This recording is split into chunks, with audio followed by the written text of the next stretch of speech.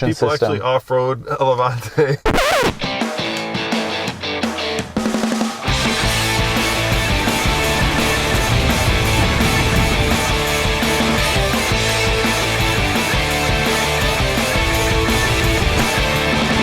You know, when I was at the Geneva Auto Show and saw this car being unveiled, there was one thing and one thing only that I cared about.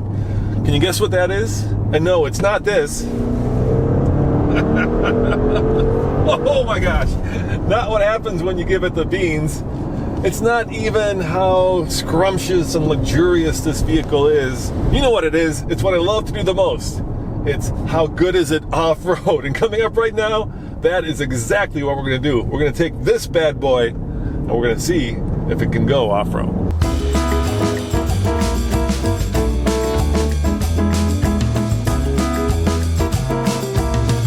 Now, this is the brand new Levante GTS. This is the first time we're putting the V8 engine in the Levante SUV, which has been the most successful Maserati in history. And so it's very important for this time, this day and time, to put something like this engine in the Levante. You know, sometimes it's not about what a car can do, but what the owner thinks or believes the car can do. So, for instance, with more horsepower than God, this car will definitely go from 0 to 60 in about 4 seconds, but it will also go off-road, and yet most owners probably won't take it off-road. So how do I know it can go off-road? Well, there's a button right here that says off-road. So when I click it, the car goes up on its tippy toes, but since this is pretty rough, my only fear, of course, is that chin spoiler. It's really low, and of course these massive on-road tires don't help. So under the hood, it's the 3.8-liter twin-turbo V8, the same engine that's put in the Quattroporte GTS, but it's been slightly reconfigured for the Levante, and also because this has a Q4 all-wheel drive system. Rear-wheel drive bias, but under the hood, 550 horsepower, top speed of 181 miles per hour, and 0 to 60 in only 4 seconds. So it's a real beast. It's Ferrari co-developed engine with Maserati and built by Ferrari in Maranello, Italy. It's something that you don't expect from the vehicle. You don't expect that it can do some light, light to medium off-roading. Are you okay if I take it off-road? Absolutely, yeah. That's what it's built for. But I might take a light off-roading. I mean, there's a button here that says off-road. Yes. So yeah, we don't put buttons in that are not meant to be used. Yeah, let's give it a shot. If I break it, Maserati, I am truly sorry, but you kind of dared me. You really did. There's good news and there's bad news. Look at the amount of height I got when I jacked it up. The bad news, of course, is that the tires just probably won't have a heck of a lot of grip. These are pure on-road tires. But the good news, you could stuff a small poodle in the amount of space that's between the chassis and the wheel. So hopefully I can get some great articulation.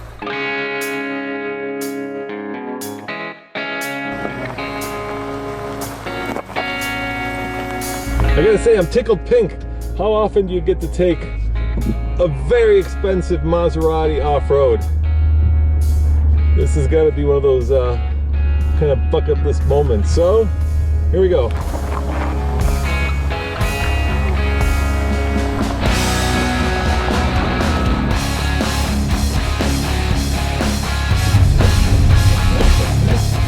Nobody should ever do this with their Maserati. Oh my. Oh, and some interesting holes coming right up that are going to put one wheel into a ditch and the other one into another ditch. So we're going to have basically two-wheel drive, and that makes for a really good test.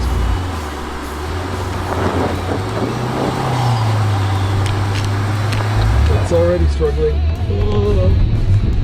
Oh yeah, but it's figuring it out. Come on, Maserati.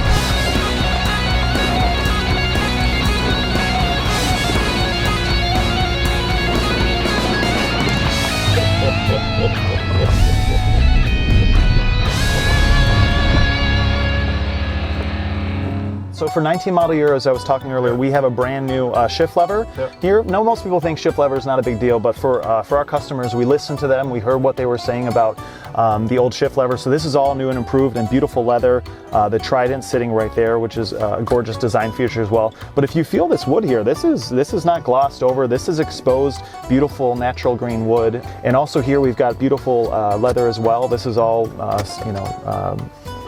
within there as well. And then the feature piece here is our 8.4-inch touchscreen, which most people might recognize from the Uconnect system, but it's actually been, there have been some changes just for Maserati in terms of its usefulness and what have you. Yeah, so here's the problem in a nutshell. We have a really big rock outcropping and a pretty low and expensive chin spoiler. So I think the plan here is I'm going to try to steer driver and put my passenger wheel on this so that I don't take out the expensive chin spoiler. And if the vehicle has enough tire, and really that's what's holding it back right now, it's not the torque, it's not the ground clearance, it's just the tires, we should be able to get over this. But heck yeah, let's give it a try.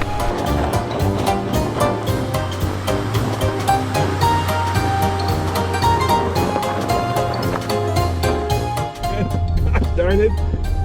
I did it. Good job, Levante.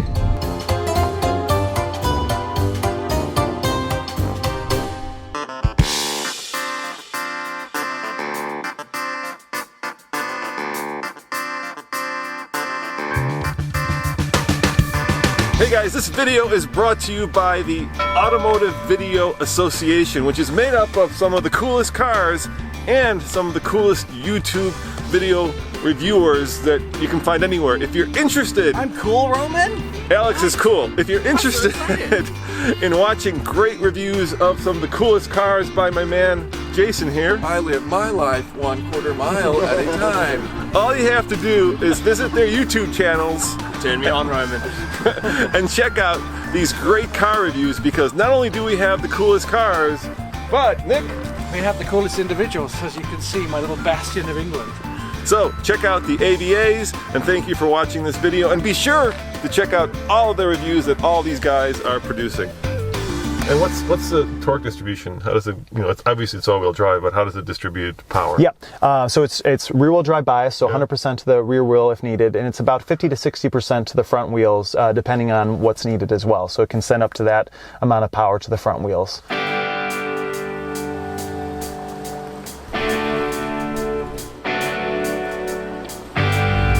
So let's be real, the reason people don't take a Maserati off-road isn't because it can't go off-road, it's because it's very expensive to repair when you do trail damage. But let's say I'm an Italian nobleman and I have a countryside estate and the zombie apocalypse comes and I'm in Rome and I need to get to my estate where I have a very nice and expensive collection of Italian weapons, including rifles and shotguns. Heck yeah, I really want to be able to get there, and the Levante potentially could do that, which isn't, a bad thing at all. So does it matter whether it really can go off-road? Yes, it matters, and that's why we're doing this video, to show that this is not just a poser Italian model, but actually a car with some real DNA that allows it to do things like take on a pretty hard trail.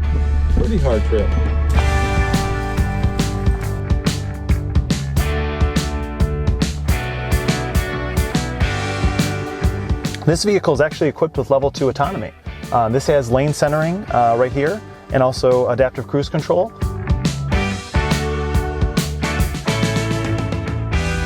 This year I've taken a Jeep on the Rubicon Trail, which was really hard. I've done Black Bear Pass with Tommy and almost clenched my butt so hard that I couldn't unclench it because we were on the shelf road and it could have fallen off. But I'm just as nervous right now. Not for me, but for the fact that I'm taking this very expensive Maserati.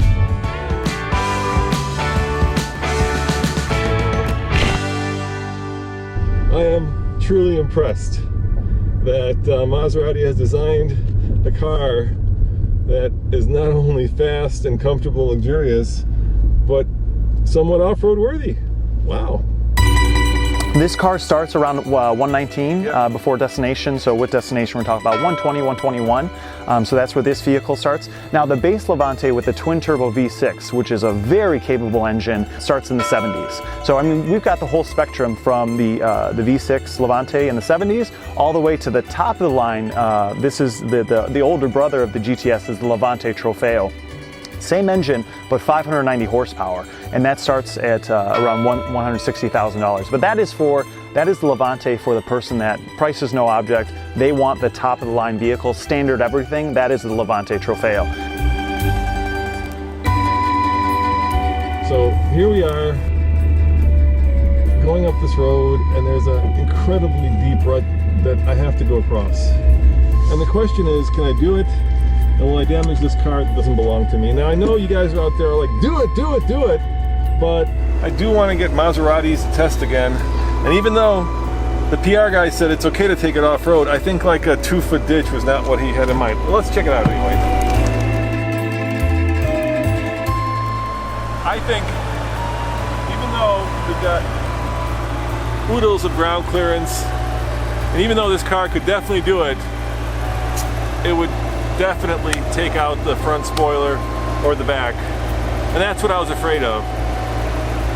Really, you need good approach, good departure, and good breakover angle. And when you jack up the car, you get good breakover or ground clearance, and it does increase your approach and departure angle. But unlike a Wrangler or a Toyota 4Runner, that front end is very susceptible to trail damage, and I think we've proven our cause. So I'm going to call this one done and done, and successful. As always, this is Roman reporting for the Fast Lane Car. Check out tflcar.com for more news, views, and of course, real world reviews where we take Maseratis off-road and heck, not break anything, because that's the way we roll at TFL. See you guys next time. Ciao.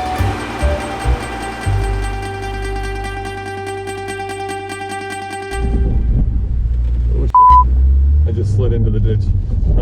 The front of the car survived thanks to this car's ground clearance.